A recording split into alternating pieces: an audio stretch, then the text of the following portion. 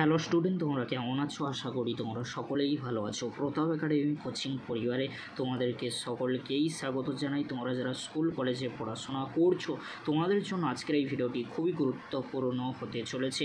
পশ্চিমবঙ্গে একদিকে গ্রীষ্মকালীন তাপমাত্রা ক্রমশ চরমে উঠছে, অন্যদিকে গরমের ছুটি শেষে সদ্য স্কুল কলেজ খুলতেই রাজ্যের ছাত্রছাত্রী ও অভিভাবকদের মধ্যে নতুন করে উদ্বেগের সঞ্চার কিন্তু হয়েছে। দিন দিন তাপমাত্রা 40 থেকে 45 ডিগ্রি ছুঁই। এরই মাঝে রাজ্যের শিক্ষা ব্যবস্থা যেন হাঁপিয়ে উঠছে গরমের প্রকোপে। সামনে প্রশ্ন, এই পরিস্থিতিতে কি ফের গরমের ছুটি, নাকি হবে মর্নিং স্কুল না মর্নিং কলেজ? কি রয়েছে গুরুত্বপূর্ণ আপডেট। গরমে নাজেহাল রাজ্য, ফের ছুটির সম্ভাবনা। ছাত্রছাত্রীদের জন্য বিশেষ কোনো পদক্ষেপ কি নেওয়া হচ্ছে? বর্তমানে কলকাতা সহ উত্তর এবং দক্ষিণবঙ্গের একাধিক জেলা, বাঁকুড়া, মেদিনীপুর, পুরুলিয়া, মালদা তাপমাত্রা 40 ডিগ্রির আশেপাশে ঘোরাফেরা করছে। তার সঙ্গে তীব্র রোদ, উষ্ণ বায়ু এবং আর্দ্রতা মিলে জনজীবন কার্যত স্তব্ধ করে দিচ্ছে। শিক্ষাঙ্গনেও তার প্রভাব প্রকট। সরকারি ও বেসরকারি বহু স্কুলেই গরমের পর প্রথম সপ্তাহে উপস্থিতির হার আশঙ্কাজনকভাবে কম। যদিও কিছু জেলায় জেলা প্রাথমিক শিক্ষা সংসদ মর্নিং স্কুল চালু করার উদ্যোগ নেয়, কিন্তু নবান্নের তরফে সেই সিদ্ধান্ত বাতিল করা হয়েছে। শিক্ষাবিদ ও প্রশাসনিক মহলের একাংশের মতে শুধুমাত্র সকাল সকাল স্কুল করলেই সমস্যার সমাধান সম্ভব নয়। এই গরমে একমাত্র বিকল্পই হলো স্কুল বন্ধ রাখা। যখন ছুটি দেওয়া হয় তখন গরম থাকে না। একেবারে গ্রীষ্মকালীন ছুটি ঘোষণা হয়েছিল এপ্রিলের শেষ সপ্তাহে, যখন রাজ্যে গরম তেমন পড়েনি।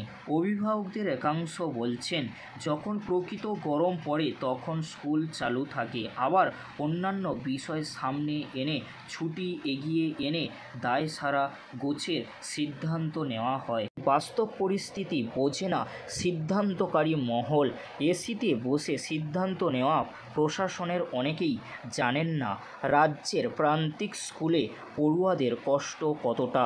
60 থেকে 70 জন ছাত্রছাত্রীকে একটি ঘরে গরমের মধ্যে বিদ্যুৎ না থাকলে মাত্র 1 থেকে 2টি ফ্যানের বাতাসে 6 ঘন্টা ক্লাস করানো যে কতটা অমানবিক তা অনুভব করাটা প্রশাসনের জন্য কল্পনার বাইরে। ফলত শিশুদের অসুস্থ হয়ে পড়ার ঘটনা বাড়ছে, এমনকি প্রাণহানির ঘটনাও ঘটেছে উত্তরবঙ্গে। কেন অবিলম্বে গরমের ছুটি দরকার? বিকল্প হিসেবে সকালে স্কুল কেন হবে না? চরম তাপপ্রবাহ পরিস্থিতিতে ছোট শিশুদের দীর্ঘ সময় ধরে ক্লাসরুমে রাখা মানেই তাদের শারীরিক ও মানসিক স্বাস্থ্য বিপন্ন করে তোলা। ইতিমধ্যে একাধিক জেলায় অসুস্থ হওয়ার খবর এসেছে, এমনকি উত্তরবঙ্গে এক শিশু মারা যাওয়ার মতো মর্মান্তিক ঘটনাও ঘটেছে। প্রশাসনের তরফে বিকল্প হিসেবে মর্নিং স্কুলের কথা বলা হলেও বাস্তবে তা কার্যকর হচ্ছে না। উপরন্তু নবান্নের তরফে সব জেলায় একযোগে এমন নির্দেশেও আসছে না, ফলে বিভ্রান্তি তৈরি হচ্ছে স্কুলগুলোর মধ্যে। বর্তমান পরিস্থিতি স্পষ্ট করে দিচ্ছে, মর্নিং স্কুল করলে হয়তো এই পরিস্থিতির সমাধান হবে। সরকারের উচিত শিশু বান্ধব ও বাস্তবধর্মী সিদ্ধান্ত গ্রহণ করা। গরমে কষ্ট পাচ্ছে যারা, তাদের কথা ভেবে একবার বাস্তবের দিকে তাকিয়ে সিদ্ধান্ত নিক সরকার। এই আবেদন এখন সারা রাজ্যে। এছাড়াও তোমাদেরকে বলে রাখি, এই যে গুরুত্বপূর্ণ আপডেট উঠে আসছে, এছাড়াও বলে রাখি করোনা ভাইরাসও কিন্তু দিন দিন আরও ছড়িয়ে পড়ছে। আক্রান্তের সংখ্যা কিন্তু হু করে কিন্তু বাড়ছে। এই ছিল গুরুত্বপূর্ণ আপডেট। গরমের ছুটি আসবে কিনা এখনও পর্যন্ত নবান্নের তরফ থেকে কোনো অফিসিয়ালি নোটিশ জারি করা হয়নি, তবে খুব শীঘ্রই কিন্তু নোটিশ আসতে চলেছে। যে হারে তাপমাত্রা বাড়ছে 40 থেকে 45 ডিগ্রির ওপরে হয়, তাই আশা করা যায় গরমের ছুটি খুব শীঘ্রই পড়তে চলেছে। সামার ভ্যাকেশানের জন্য আবারও নোটিশ আসতে চলেছে।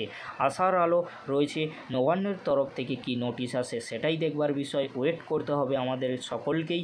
চ্যানেলটি সাবস্ক্রাইব করে রাখো এরকমই গুরুত্বপূর্ণ আপডেটগুলি সবার আগে পাওয়ার জন্য। আজকের এতটুকু, পরবর্তীতে দেখা হচ্ছে নেক্সট ভিডিওতে। ভিডিওটি দেখার জন্য তোমাদেরকে অসংখ্য ধন্যবাদ।